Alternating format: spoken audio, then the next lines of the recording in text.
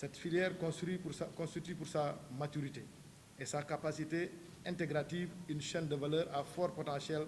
avec des performances importantes du point de vue des capacités industrielles,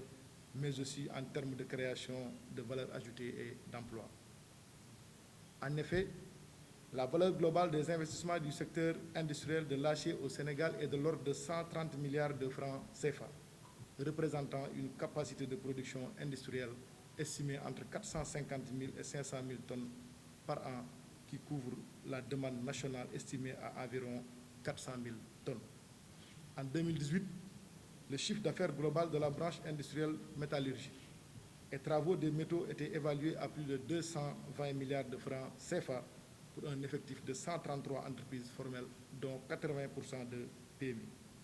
Le secteur génère environ 10 000 emplois directs et globalement plus de 600 000 personnes vivent de l'économie sociale développée autour de cette filière.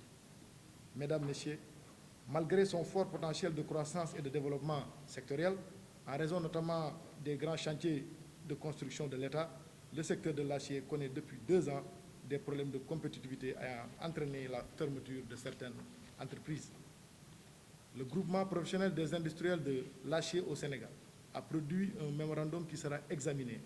au cours de nos travaux et qui indexe les importations massives et frauduleuses de fer à béton, les fausses déclarations de valeur en douane, les réexportations fictives de marchandises sous douane, les exonérations indues et abus sur les quantités, le non-respect des normes productives et le coût élevé de l'électricité. Toutes ces questions ont été portées à l'attention de son Excellence le Président Macky Sall à la faveur de la communication que j'ai faite le 3 juin en Conseil des ministres à la suite de la visite que j'ai effectuée dans certaines de vos entreprises. En réaction, le chef de l'État m'a instruit de trouver avec l'ensemble des administrations concernées des solutions rapides à ces problèmes et c'est tout le sens qu'il convient de donner à notre rencontre de ce matin. Au moment où notre pays prépare son plan de relance de l'économie post-Covid, la filière de l'acier doit capter aujourd'hui, plus que par le passé, toute notre attention car elle nous permet au moins de garantir notre souveraineté sur les produits dérivés et bâtir un écosystème d'industrie de matériaux de construction. Des efforts importants ont été faits ces dernières années pour soutenir et protéger la filière à travers notamment l'adoption de la norme NS 02035 sur le fer à béton, mais aussi et surtout les mesures importantes prises par la douane, tant au plan réglementaire qu'au plan opérationnel, sur lesquels son représentant reviendra certainement au cours de nos échanges. Je voudrais vous assurer que nous sommes bien conscients que nous devons faire plus pour la filière